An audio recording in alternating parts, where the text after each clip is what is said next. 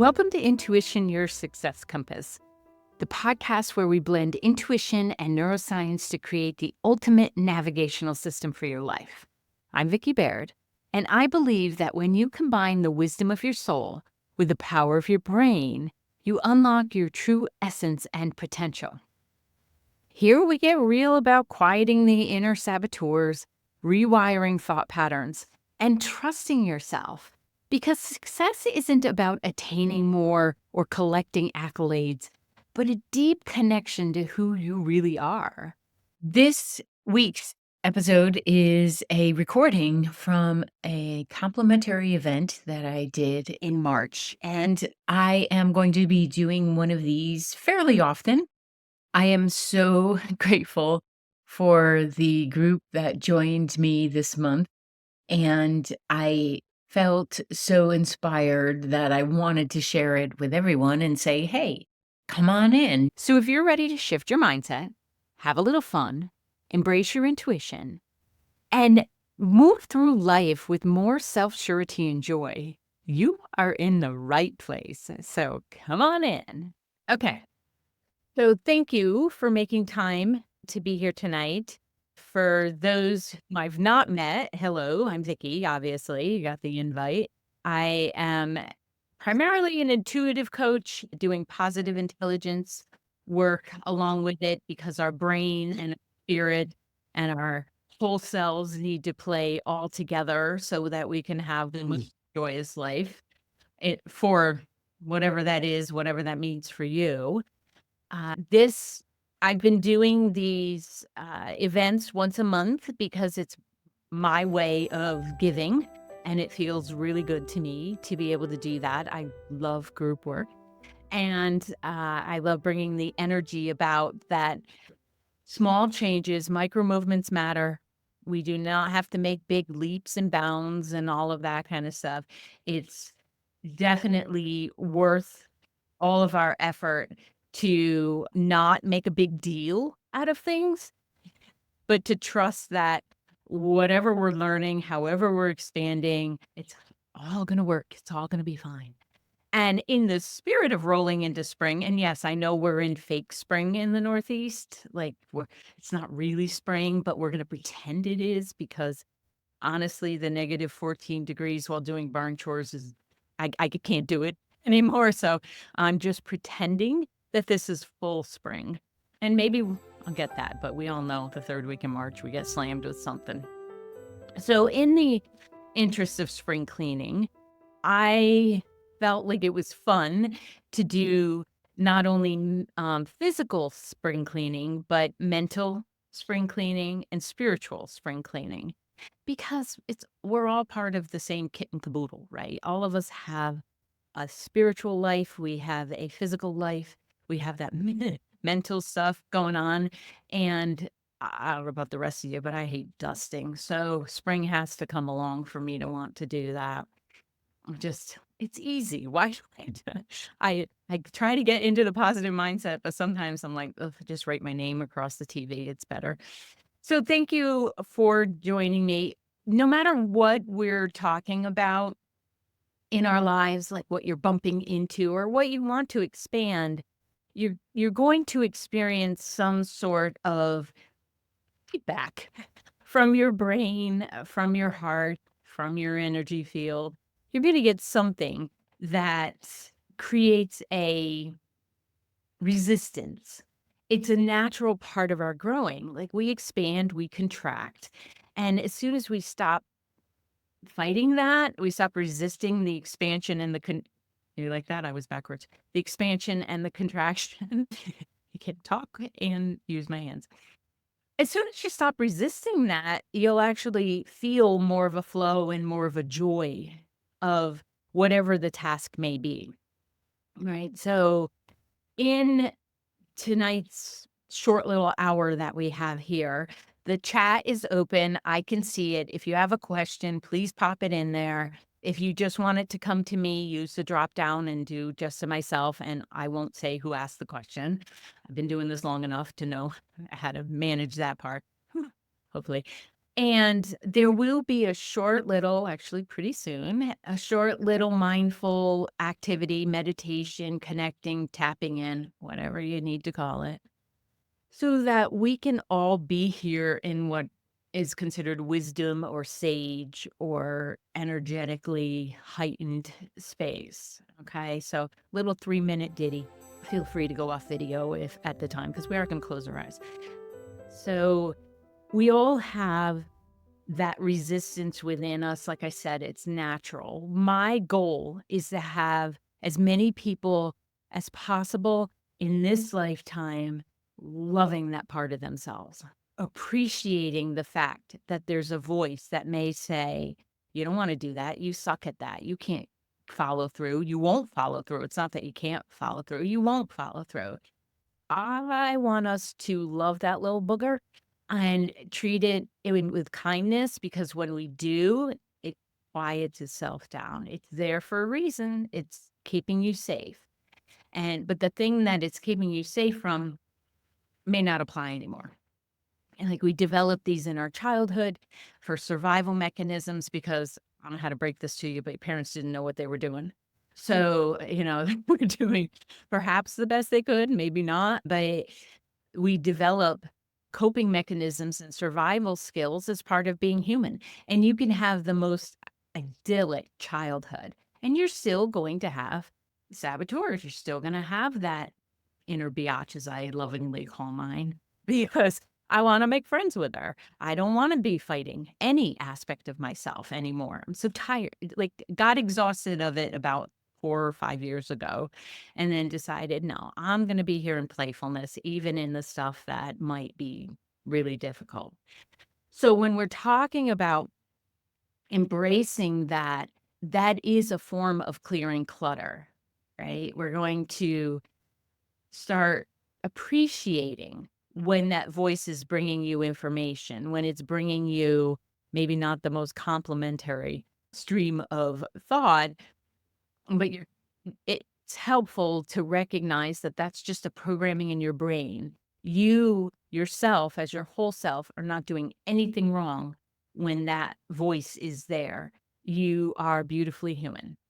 And that saboteur side tends to be negative and not have any really great emotional support. Whereas we have a wisdom and sage side to us, our right brain, that brings that emotional intelligence. It brings the joy factor and the expansion. So the more we can appreciate the fact that we have some auto programming going on, but that we are the programmers, and you take responsibility for that instead of lamenting how you got there. You're like, no, let me change this. Let me shift things up, because I'm kind of bored with that old story that I suck. I'd really like to be enjoying whatever number of oxygen breaths I have left in this lifetime. So when it comes to the mental clutter will always lead physical and spiritual clutter. It just has to, right? If your brain is cluttered with all these other messages from maybe well-meaning people, but maybe some turds along the way, when it's cluttered like that, you're not going to want your space to be clean and neat. And vice versa, when your space is all cluttered and in disarray, your brain is that way too. So it's all connected. And what I would love to do is go into that short little 3-minute observing thoughts process. And what I would like you to pay attention to, I'm going to cue you, so don't feel like you have to remember it up through the whole 3 minutes. But I would like you to just allow the information to drop in about whether you are personally focusing on mental clutter, physical clutter, spiritual clutter. Okay. And I'll cue you to say, okay, now which is it that you would like to focus on? You might feel like there's one that you already know you want to do, and then something else comes up. So that's because we're brilliant as humans and we have all kinds of hidden rooms in there with a bunch of different information. In preparation, you can go off video if you want. We're going to be closing eyes and tuning in and taking breaths, getting as comfortable as you can wherever you are seated. Make sure your hands are resting calmly, comfortably. We're going to take 3 deep, slow breaths in through your nose, out through your mouth. So in, deep breath in,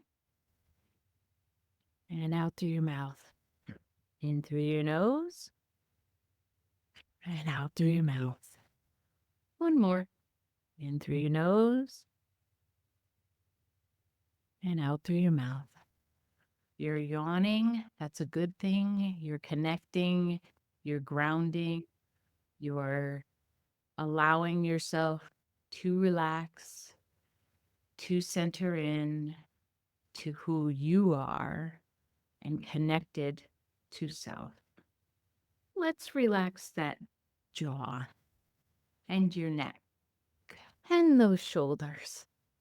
So go back to your regular rhythm of breathing. Feel the air as it enters your nose. What's the temperature there? Allow your breath to be natural and the cadence that feels best for you. Your breath is your anchor point always when meditating or connecting with self. Our goal is not to empty your mind, but to observe your thoughts as they come and go. Thoughts are natural. You are not going to stop thoughts in your brain. If you have, you've croaked and you don't need to meditate any longer. Each time a thought arises, silently label it. Thinking. Perhaps you can visualize it by putting it on a leaf or a cloud or some kind of balloon and just watch it drift away gently. If it's a thought that comes in with not the most gracious voice, label it. Oh, that's judging. Oh, that's worry. Just label it and go back to your breath. In through the nose. So I'd love for you to ask yourself, what area of my life right now needs the most spring cleaning? Is it my physical being? Is it my physical surrounding? Is it my mental, my thoughts? Is it my energy or my spiritual life? Taking another deep breath, let the information drop in. If your mind wanders.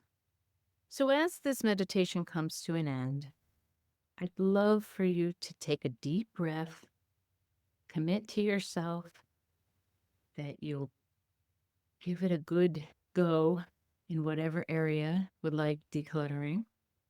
And then at your own pace, bring your awareness back to the room. Wiggle those toes and your fingers.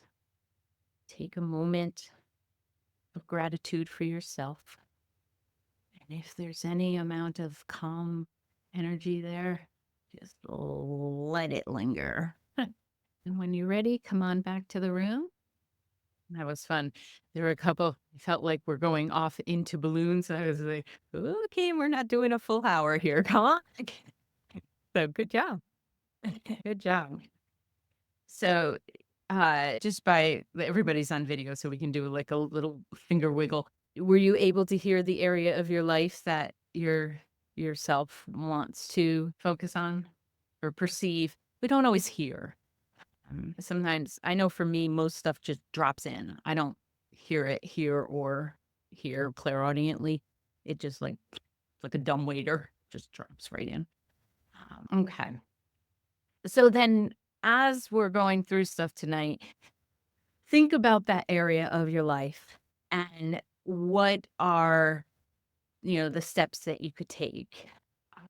In the labeling, like I asked you to label it. Is it worry, or is it judgment, or like stress? I didn't give you that one, but whatever label that comes up when you think of this, it's important to be able to look at that and say, I see you. I acknowledge you.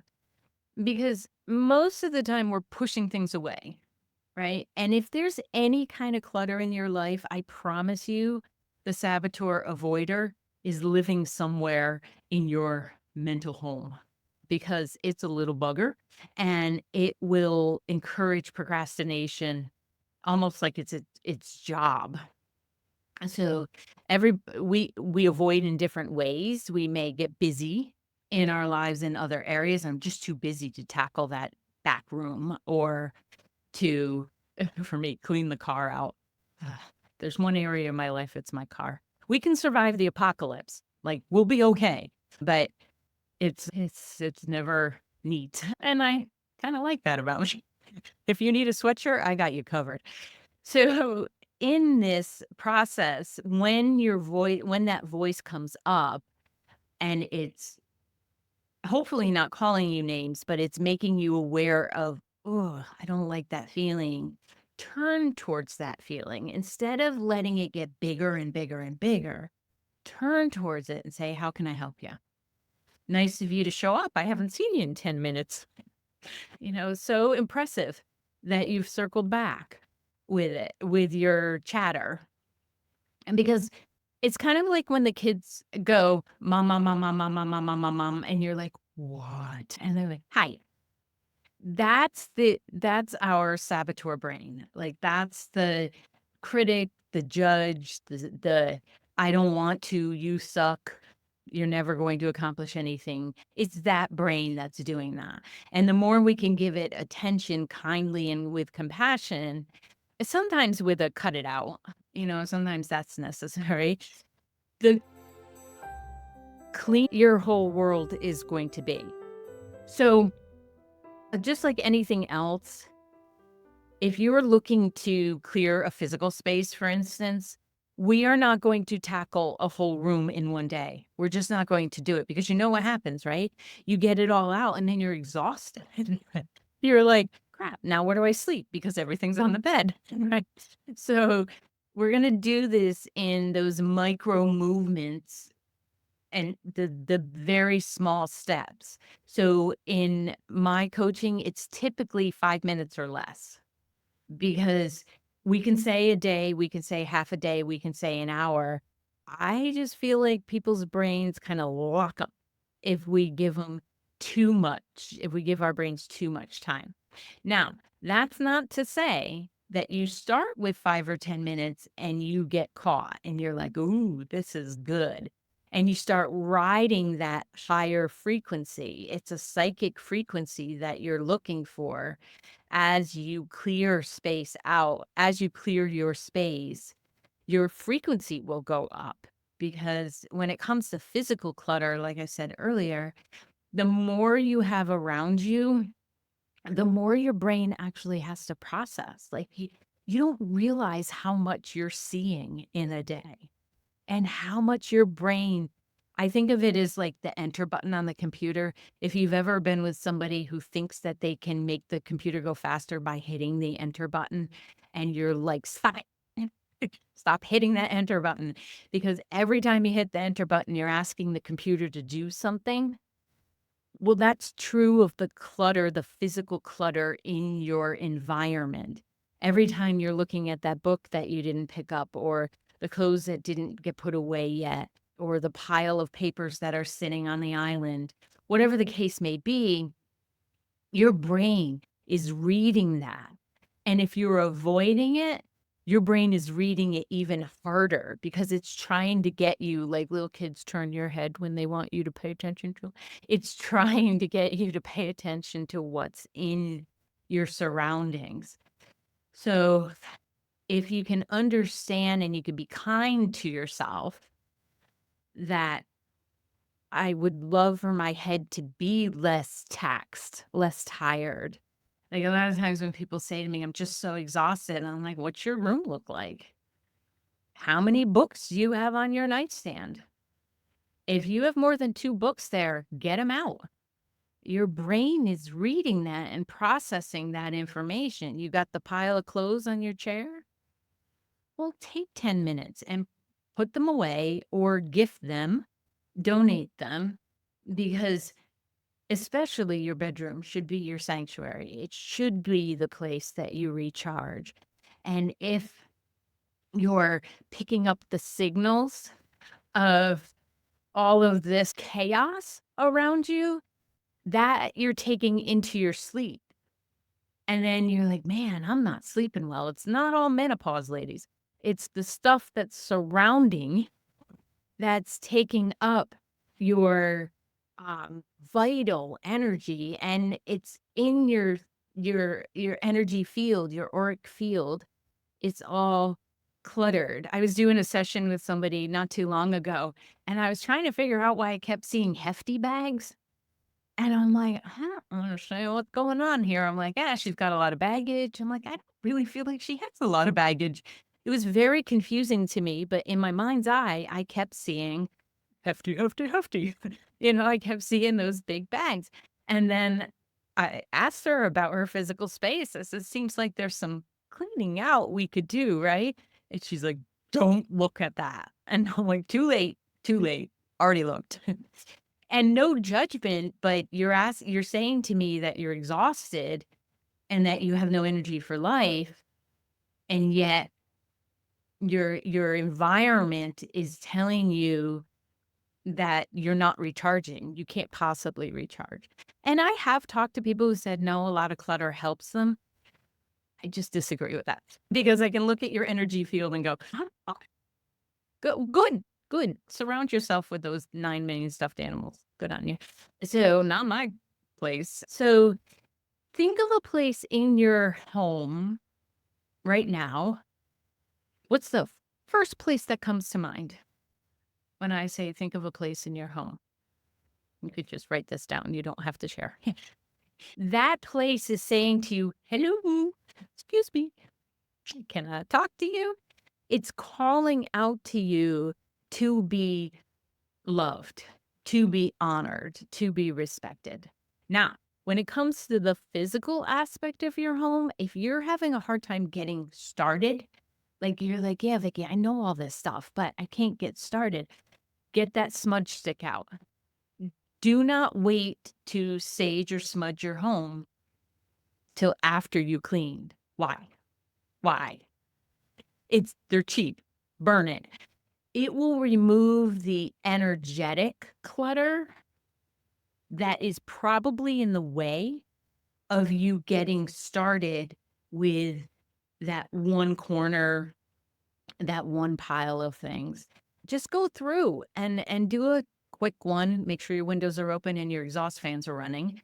So many people will smudge a place and then leave their windows closed. I'm like, well, good for you. You just amped up the clutter in there too. So get the windows open, get the exhaust fan going, and go through. But as you're going through, invite any resistance that has been there to leave too. You can be like, "Thanks for staying.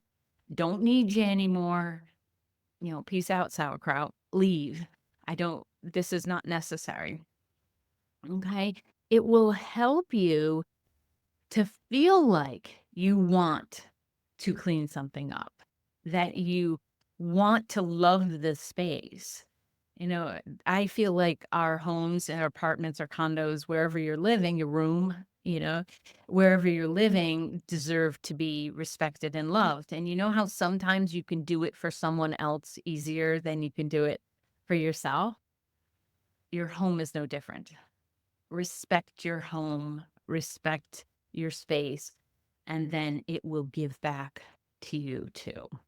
I am not going into techniques for decluttering. You guys can figure this out, right? Like, you already know this is more like what's keeping me from doing that. And if we remove some of these things that maybe there was no awareness of, you can get excited about things. My kids have often joked that there's no memorabilia for them. There's no memories because I am very much a 1 in, 2 out person. Like, if you give me a gift and you expect me to keep it my whole life and really love that thing and remember who gave non-attachment's my thing, man. I will love it until my heart says it no doesn't my energy more than my heart doesn't feel like it needs to be here yet anymore. Now my partner has every toy but one since his childhood. So luckily he's very neat.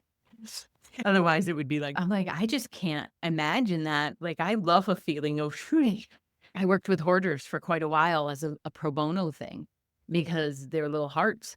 I'm, I'm like, let me lighten your heart. It has nothing to do with this stuff.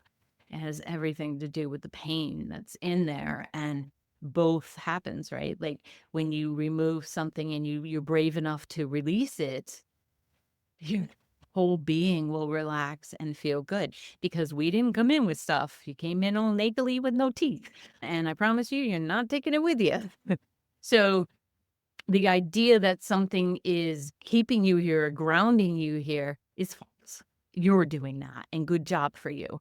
So start thinking of yourself as that beautiful being that when unencumbered by a bunch of stuff gets to fully embrace their life and really love it. So, is there anybody that wants to chime in? Hang on, I gotta move you up here. I don't know. Oh, you can unmute yourself. With any like challenge that you're running into, because we have a small enough group tonight that I can do an individual if you have a challenge or if you'd like a little guidance on something when it comes. Let's stay right now with the physical clutter just so we can have that. The You know that expression, "Doesn't make your heart sing?" Like, I really believe in that, and if it makes your heart sing, it won't mess you up so much, right? But if it's coming back out of obligation or somebody's gonna come over and see that it's not there, or anything like that, or I don't there's a part of me that doesn't want this much of change. Like, it's okay to consider it as temporary until the floors are done and then everything can come back. But I would challenge that because change is so much fun when we see it as this expansion and this growth rather than change. So I would do more of a not full muscle testing, but more of a, you know, heart-centered within self. Does this feel like it wants to live here? And you may find that you actually bring more in than you intended, but then you're sitting there and you're looking, you're like, no, you're complete. Let's go. It's time for you to, go to the donation bin or something. So spaciousness, like giving yourself the gift of spaciousness to see how it feels, maybe only 25% comes back and you leave the other 75 to see how many more months can I go without even like looking for that. The only place in the Northeast that I have a caveat around this is clothing because you're obviously not going to wear like the base layers in July, so what is the like if we okay, your floors are all done. We're gonna fast forward you a little bit. Your floors are all done. You can walk on them. It's beautiful. Everything's to your liking. And you go to that garage to get that first box. Like, what's the feeling inside of you? I will say when it comes to physical clutter, as someone who has been left with a ton of physical stuff, late husband Howard that she mentioned, don't leave it for people. Do not leave it for the people behind you. Like, that's mean. Cut it out. Get rid of the crap that you think is so important that someone else is going to have to decide, and they're going to pitch it. I promise you, they're just going to pitch it unless it's got some value to it. So I think this is more of a walk with yourself of what feels right in here and not back to a habit of just because it was there before, it must go back. And then celebrate that growth. Be like, didn't even know I liked it a little bit more cleared out. Well, go me. One of the challenges in a very capitalistic society can be that we get more stuff and then we love less of the stuff that we do have. So it's, while I'll say that Mike has every thing from every toy but one from childhood, uh, is very minimalistic everywhere else in his life. So it's like this, yin yang thing, you know.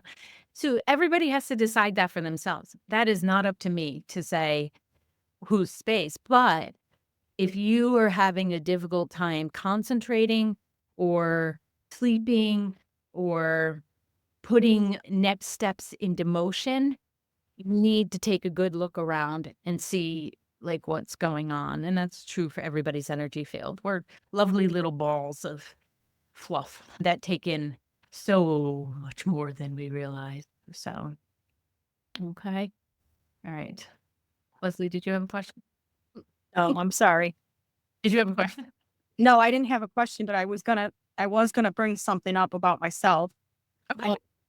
So if you come in my house, I don't have any clutter on my counters or like anywhere where you can see it when you walk in, but like my closets are a mess. Like there's so much crap in them that I don't need, but I have a hard time getting rid of, like I have way too many clothes. I can't wear them all. I have probably makeup and stuff that's probably bad. I should just throw it away, but I have a hard time getting rid of that stuff. Like what you see is always not cluttered, but what you don't see is bad. Oh, yeah. Okay. So there's a couple ways that you can help yourself there. One is by a little bit of psychometry, like holding whatever it is in your hand. And then I wonder if some of it isn't the money invested in these things that Mm. you want to feel wasteful. Intuitively, it feels like there's some kind of anchoring that happens by having those backup to a backup to a backup to a backup to a backup. Mhm.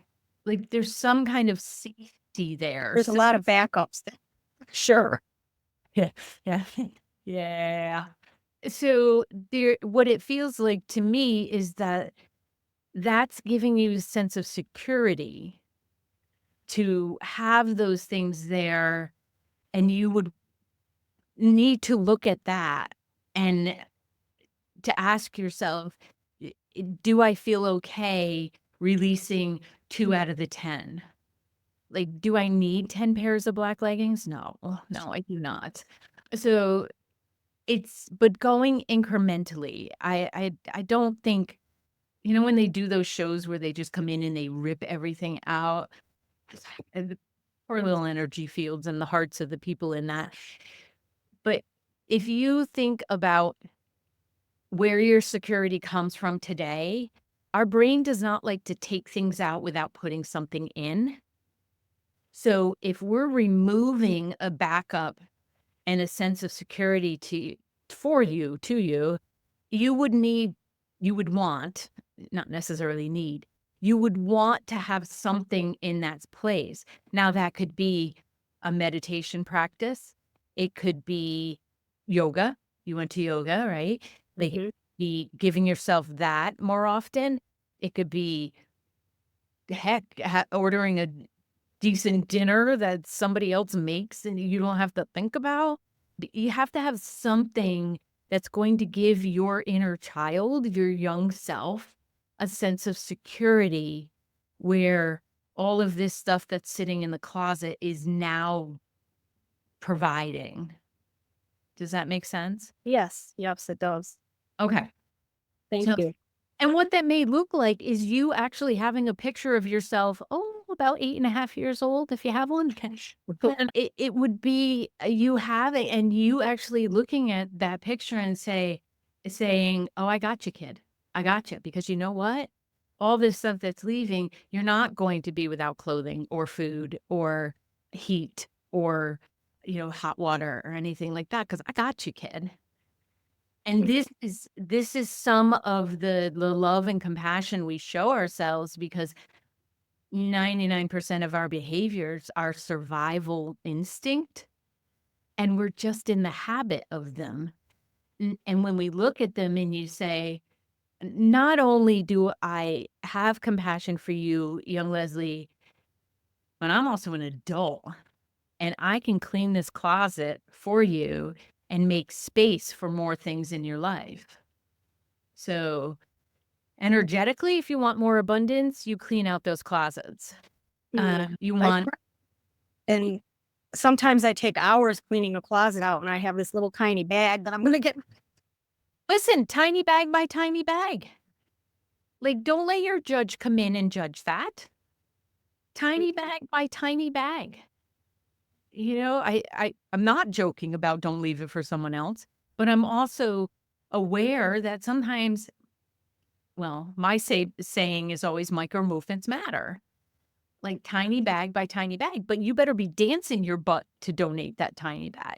And you better be celebrating yourself because your brain will catch on to that and it'll want to celebrate more. And it'll be like, see this medium sized bag? I just upped my game. All right. So it's a combination of being aware that we are all little kids walking around in adult bodies. And until our adult selves say, I got you, kid, and I'm going to do it through action. I'm not just saying sit down in the beanbag chair and cuddle your inner child. I'm saying have compassion and create an action plan as well. So, because your right brain is all about action, our right brains love action, but they do action through curiosity and innovation. So, if what you've been doing before isn't working, well, try something new. Maybe there's, somebody who can come over and help you do it. It does work when we're talking about physical clutter if you're purchasing, because we have to purchase occasionally, right? Like one in, two out. One thing in, two out. It doesn't have to be like one shirt in, two shirts out. It can be one shirt in, two books. Don't get caught up on the one to the same ratio kind of thing or descriptor. What that will do also is when you're shopping, you will think 2 or 3 times. If you're thinking, "Oh, what 2 things do I have to get rid of?" You'll think about it and you'll be like, not that I really need it right now." If it's more of a dopamine hit and less of a true, "That's something that I need in order to, be warm," or, you know, I'm all for the joy purchase, but that often creates a feeling of beating yourself up after too. So if it's not in alignment with this is something that's going to bring me joy and bring me light, then it doesn't come in because that's another way to clutter. So I would recommend from a kind of practical standpoint that every day, wherever you are, some people are morning people, some people are night people. Every day for 15 minutes, there is a tidy up a specific area, like, every day for 15 minutes, because you can do 15 minutes. You've probably thought about it for 2 hours, so you can do 15 minutes and, listen to a podcast or a show or something, but, that simple practice will feed your belief in yourself too, because consistency, our brain works in habits, and like I said before, it doesn't like to get rid of something without putting something in its place, right? Mhm. That this thing does not like that. Now, your energy field, let's talk about clearing the energy. Your energy field loves to get rid of everything. It's like, just get out of here. So, in the same token as coming through and smudging the place every day, several times a day, having a practice of releasing whatever you may have collected throughout the day. And you don't have to leave your house to collect things, especially with the energy the way it is, right? It's sometimes I feel like the biggest Swiffer energetically. Last week, I think it was Wednesday, I was like, if people could just stop feeling out loud, that would be amazing. And I want people to be in touch with their emotions, but it felt like everybody was spewing everywhere. And my energy level of self-care was not there. That was on me. That wasn't on anybody feeling out loud. So before your feet hit the ground in the morning, unless you really have to pee, take a moment and I ask Archangel Michael because I figure if you're going to ask, go to the top and please surround me with white light. Thank you very much. There's always a deep breath that comes with that. It's you can visualize, you can feel, you can intend what you're going for here is an energy field that has this nice little buffer of neutrality. It's not going to keep people out, but what it's going to do is say you go to the grocery store, right? You're walking through the grocery store. Do you know how cluttered you people look when you leave the grocery store? Like some of the people coming out, I'm like, "Ugh, I'm not going in. I'm not going in. My feet. I'm not going in." There have been times where I'm like, I gotta go to this no, right now. I am not going to the store right now. There's nothing that I need that is an emergency right in this moment.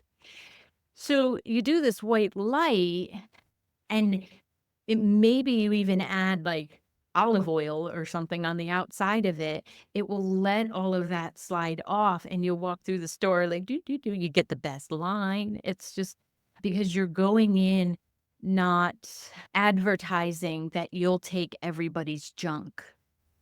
People are hurting and they're scared and you don't know what's going on in somebody's life. And a lot of people have very bad energy boundaries. And I'm like, and there have been times, of course, that I've walked in and been like, oh, geez, I forgot that. And I'll just take an aisle that nobody's in and just take that breath, pretend I'm really studying the ingredients, and it just says, please surround me with white light. Thank you very much. Now, conversely, at the end of the day, before you go into that sleep cycle where your soul goes and travels and it does its fun stuff, you must remove cords to people. So if you need to put a sticky note on the side of like on your nightstand, great. And use it as a bookmark, even better because you're reading before bed. You're not on your phone. That's perfect. So what you're going to do, same dude, Archangel Michael, please remove all cords, return them to whom they belong, return mine to me, because we do it too, because we're cute like that. So Archangel Michael, please remove all cords, return those to whom they belong, return mine to me. There are times where I feel like that didn't work. You gotta try that again. And I will ask again with more of a, like, deep intention of, "No, really, really, I can let go of these cords" ooh, off my desk, and allow myself to feel free. Because you wanna go into your soul travel at night. This is where your spiritual life does get cleansed, and your spiritual body, rather, does get cleansed. So you wanna go into that and like, listen, people aren't necessarily hooking you intentionally. They don't know most of us don't know we're doing it. And, do any of you have that friend that says, "I'm so worried about you. I just love you so much. I'm so concerned." And you're like, "Look." Like, that's the cord that can get attached. And you're like, "Why do I feel this melancholy? Like, why do I feel like life doesn't have any zippity doo dah in it?" And it's like, yeah, look around. You can probably feel. I'm not a big fan of going to the individual cord unless you are having difficulty with a person. And then I name names. The spirit world is not going to judge me. I'm like, I need you to remove that cord because we are not playing this game. I have one sibling who used to be really good at it, and I would text her and say, "Cut it out, cut it out." And she'd be like, "What? I'm just concerned." And I'm like, "You are going to get a to your third eye if you don't knock it off." And I could feel it come in, and I'm like, "Ooh, this is just nauseating." But the other thing is, like, when we worry about someone, we send them at that energy. So I'm never gonna say, "Don't worry about someone." That I think is humanly impossible. But what I'm going to say is, like, imagine when that worry comes up, you just touched a hot stove. Like, what are you going to do if you touch a hot stove? gonna pull your hand off, Mhm. right? You're gonna be like, "Ja." Like last night when I was air frying tofu. So when the worry comes in, you're going to recognize it and you go, "Oh, yeah, okay. I love them, so I'm worrying."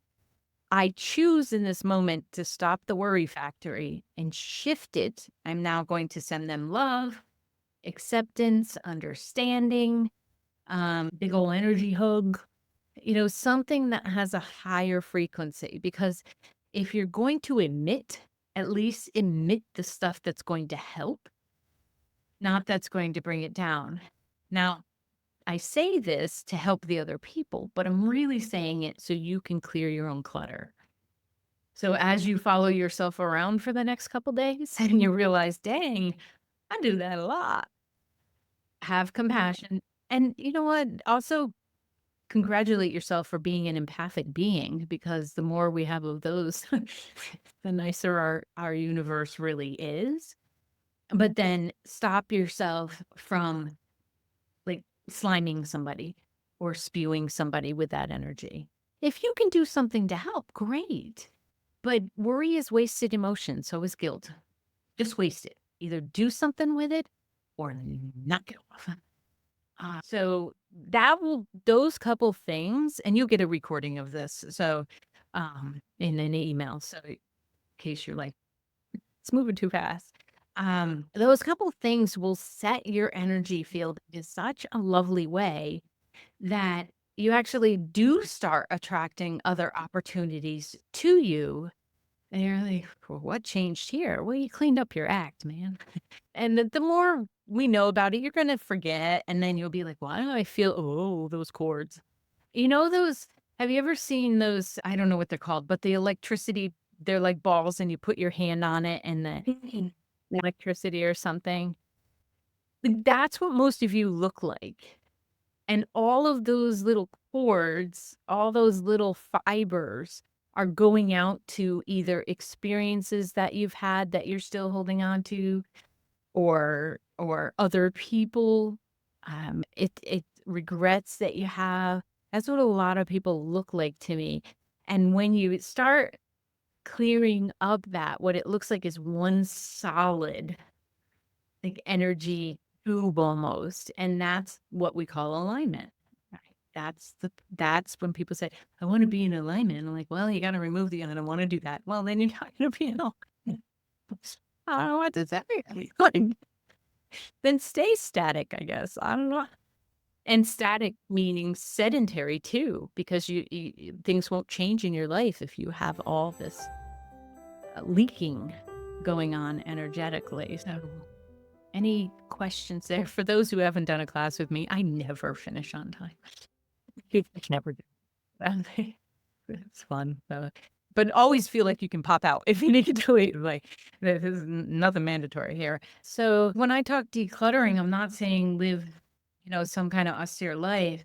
Now, other people's stuff there that you've asked them, those are some boundaries, that again, timeline, you have 3 months and you write it on your calendar, you give the date of 3 months.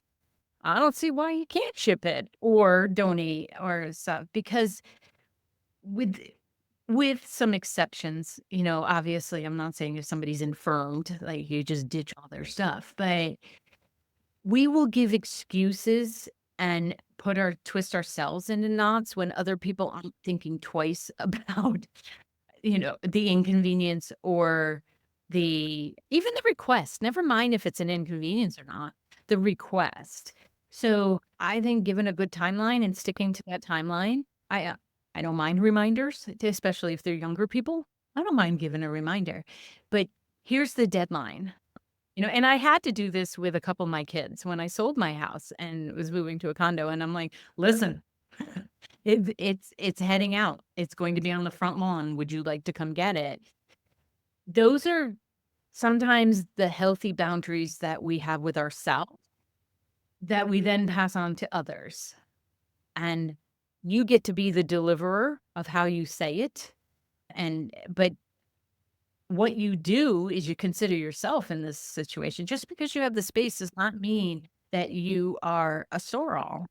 And if you don't want to say no, then you have to come to an acceptance around it and not keep having the conversations with yourself. So there's obviously no one answer to every situation, but if you're having a hard time telling a niece that she has to get her crap out of your closet and you're arguing with her that your two saboteur heads are button up, I would suggest you get into a place of kindness, of curiosity, and of solution. Like maybe it goes to a, a storage place and she gets the bill. Like it's not mean to insist people take care of their stuff. It's just not. So it's a decision you have to make within yourself that you're either not going to put any more energy to it or you're going to create the solution for it. That's basically our whole lives, right? Like we're either not going to lament over it or we're going to do something creatively. But first, before you have another conversation with her or before you give this timeline, that would be very healthy for her to get innovative about it and maybe even have a dialogue about what would be the best solution. But it's her stuff. She's got to deal with it. If she's not had it in how long? How long's it been in your closet?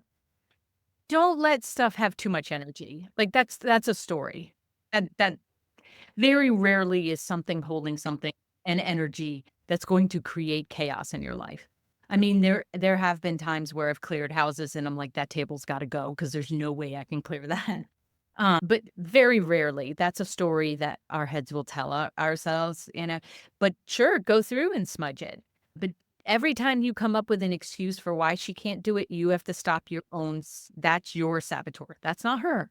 That's you. So state your boundaries clearly. If she has another idea that might be helpful, be open to that. But people don't walk all over us unless we lie down. So you can do it kindly, but with a firmness that says, this is how I would like it. Because that resentment is hurting both of you. So if this is a clear path to solution, then you need to come up with a solution. You can sage it and it will help, but rarely does stuff hold. It's more the amount of stuff that will hold negative energy than one thing. So, all right. Well, I won't take up your whole evening. So whether you see it as I want to clear my clutter because I want to clear my head or I want to clear my head because I want to clear my clutter, I don't care. I really don't care. I want both for you. Choose one and apply that 15 minutes to it. And then my rule is happy dance or some kind of celebration, dessert, something that reinforces to your brain this new habit that I'm creating is called love for myself. And it can replace wherever I may not have had something in the past so that it's not stuff, it's the gift you're giving yourself. So it will keep you unencumbered. So whatever area your intuitive mind dropped in for you, that's the place that you're going to do your 15-minute practice around. All right. Very good. Well, thank you very much. Thanks for coming. I appreciate seeing all your little faces. And I wish you very clear energy, mental and physical spaces. Hey, if this episode resonated with you, share it with someone who could use this message. If you have a moment, leaving a review will help more people find this podcast. Thank you for being here. I really appreciate your time, your energy, and your presence in this universe. Have a fantastic day and more. I'll see you in the next episode.